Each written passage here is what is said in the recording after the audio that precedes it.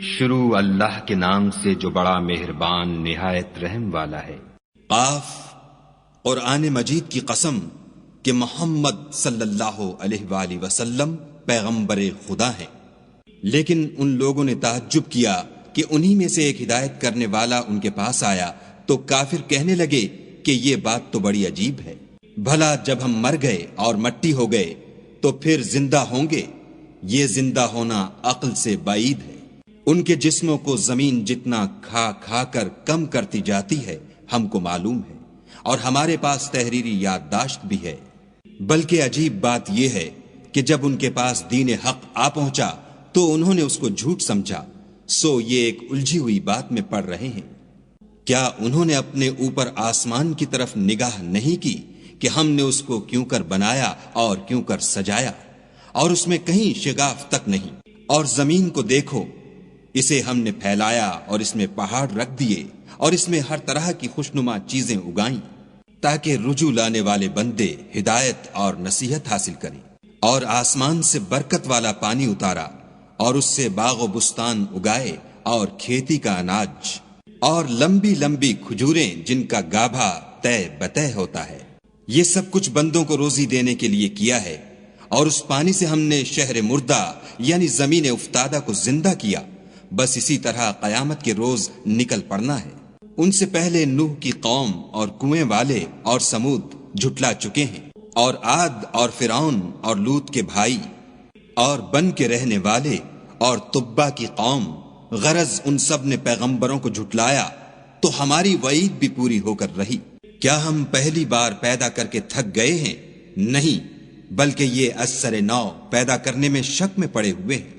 اور ہم ہی نے انسان کو پیدا کیا ہے، اور جو خیالات اس کے دل میں گزرتے ہیں ہم ان کو جانتے ہیں، اور ہم اس کی رگے جان سے بھی اس سے زیادہ قریب ہیں۔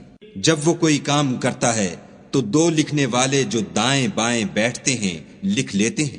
کوئی بات اس کی زبان پر نہیں آتی مگر ایک نگہبان اس کے پاس تیار رہتا ہے۔ اور موت کی بے ہوشی حقیقت کھولنے کو طاری ہو گئی۔ اے انسان، یہی وہ حالت ہے جس سے تو بھاگتا تھا۔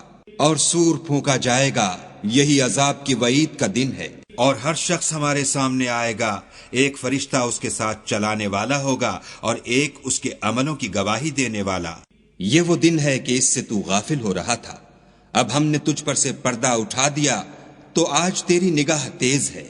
اور اس کا ہم نشین فرشتہ کہے گا کہ یہ اعمال نامہ میرے پاس حاضر ہے۔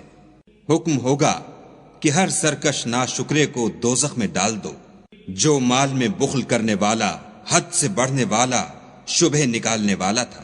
جس نے خدا کے ساتھ اور معبود مقرر کر رکھے تھے تو اس کو سخت عذاب میں ڈال دو۔ اس کا ساتھی شیطان کہے گا کہ اے ہمارے پروردگار، میں نے اس کو گمراہ نہیں کیا تھا بلکہ یہ آپ ہی رستے سے دور بھٹکا ہوا تھا۔ خدا کہے گا کہ ہمارے حضور میں رد و قد نہ کرو، ہم تمہارے پاس پہلے ہی عذاب کی وعید بھیج چکے تھے۔ ہمارے ہاں بات بدلہ نہیں کرتی اور ہم بندوں پر ظلم نہیں کیا کرتے۔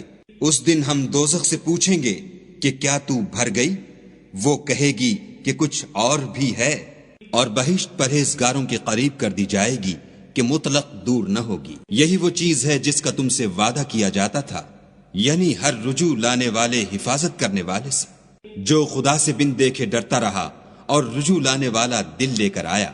اس میں سلامتی کے ساتھ داخل ہو جاؤ، یہ ہمیشہ رہنے کا دن ہے۔ وہاں وہ جو چاہیں گے ان کے لیے حاضر ہے، اور ہمارے ہاں اور بھی بہت کچھ ہے۔